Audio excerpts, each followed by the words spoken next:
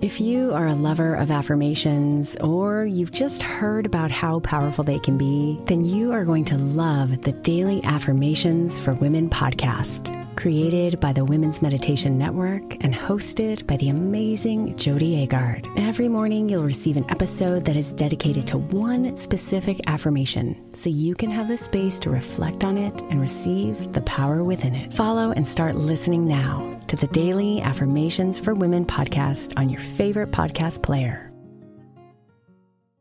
This is Optimal Relationships Daily, episode 1902, Parents Considering Divorce, by Dr. Laura Markham of ahaparenting.com. Hello, everybody, and welcome to ORD once again. I'm your host and narrator, Greg Audino, here to read to you from and offer my commentary on yet another parenting post, like we do every Thursday and Friday. This time, Dr. Laura Markham will be featuring a Q&A exchange initiated by one of her readers on her site. So let's hear how she advises them as we start the reading now and optimize your life. Parents Considering Divorce, by Dr. Laura Markham of ahaparenting.com. Question. Dear Dr. Laura, my husband and I are going through a very difficult time in our marriage. So difficult that we both feel that in time we will probably separate and eventually divorce in the very near future. At this time, not only am I dealing with the possible loss of my marriage, but what it will do to our 7-month-old son. I am ridden with guilt that I will be responsible for him being a child of divorced parents, and how that will affect him when he's old enough to realize that mommy and daddy don't live together. I am constantly apologizing to him and telling him to forgive me when he's older, if in fact his father and I do separate. Of course, he doesn't understand me yet, but I guess it makes me feel a little bit better by telling him that mommy is sorry. I guess my question is, how does divorce or separation affect children and their emotional well-being? My niece and nephew are both children of divorce, and they seem well adjusted to me. Do you have any advice on how to deal with this? Thank you. Answer. I'm so sorry for the pain that you're going through right now. The irony of divorcing with children is that for your children to come out of the experience in good shape, it helps enormously if the parents can work together well for the benefit of the child. But for parents to do that, they often have to work through a lot of issues, which means that they might as well stay together. So I always recommend counseling for parents who are considering divorce.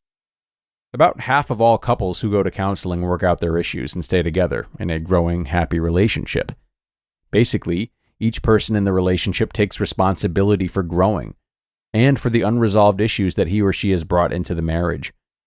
They learn how to stop blaming each other for their own issues, and they end up with a terrific relationship. These couples are obviously reasonably mature individuals, and they generally have some basic strengths to work with, such as physical attraction and the ability to soothe themselves when they get upset. About half of the couples who go to counseling end up divorcing, either at that time or later. But counseling still helps them to part in a more loving way, which is always better for everyone involved. Specifically, it is much better for the child, because once it becomes clear that the couple will split up, they can use the couple's counseling to work out visitation, finances, and other agreements related to their child, so the child benefits. When couples do this, the man usually stays more involved in the child's life, which is really important for the child's healthy development. You'll be heartened to know that the research shows that kids can cope with the divorce and come out okay. So many kids whose parents are divorced are fine.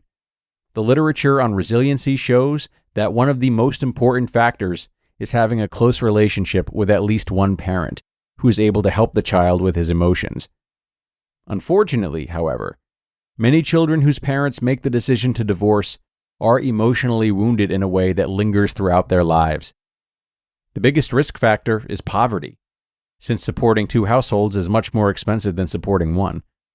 The second risk is losing the mother's attention, as she needs to spend more time providing financially and tending to all the details that single moms attend to.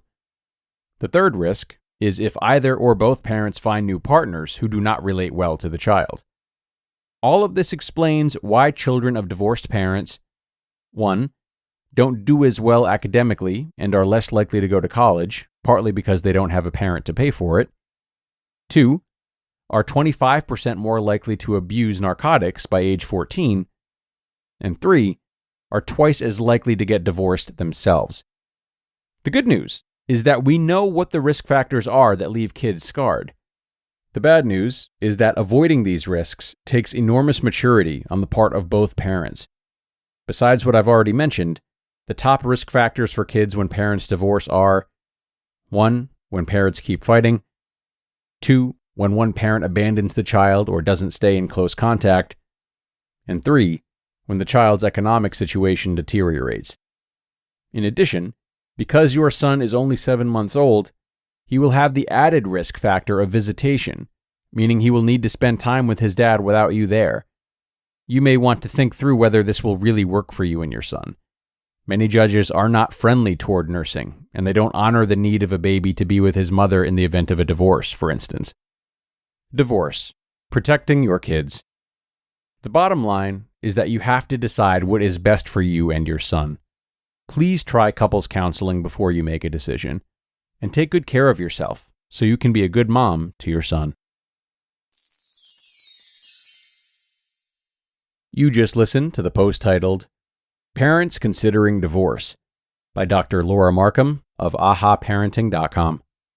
What's up? It's Kaylee Cuoco. When it comes to travel, we all have a happy place. I just went to my happy place. I just went to Maui, and it was truly amazing. Priceline has always been about getting you to your happy place for a happy price with deals you really can't find anywhere else. Like up to 60% off select hotels in Costa Rica or 5-star hotels for 2-star prices in Cabo.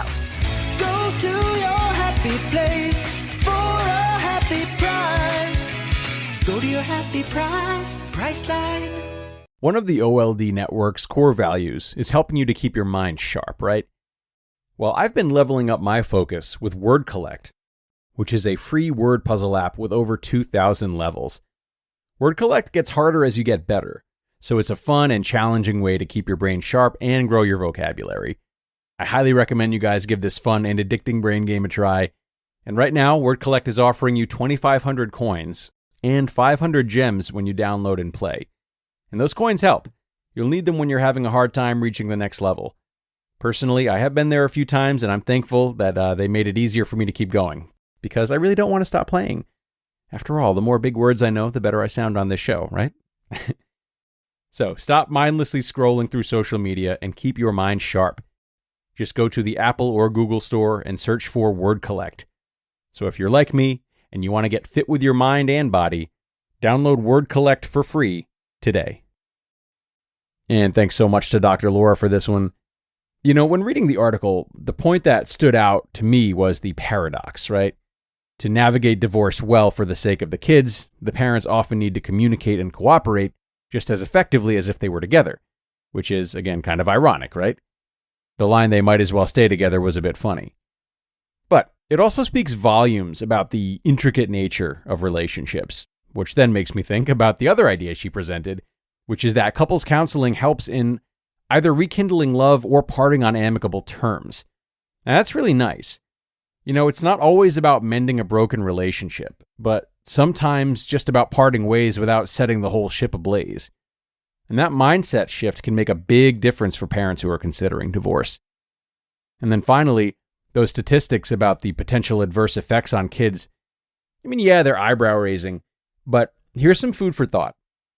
Aren't there many kids from intact families who face academic struggles or challenging relationships or any number of issues?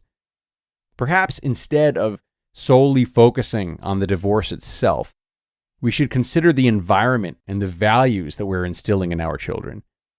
Divorce, while significant, no doubt, is still just one of many factors in a child's life, and it does not have to take center stage in how they're influenced. Something to keep in mind as we wrap up for today. Thank you as always for being here, parents, and for doing right by your kids. Should you be considering a divorce or know someone who is, I hope things work out for the best for everyone involved, and that this article helps you to make that so. Enjoy your Friday, everyone. Be sure to come on back tomorrow for more ORD. That's where your optimal life awaits.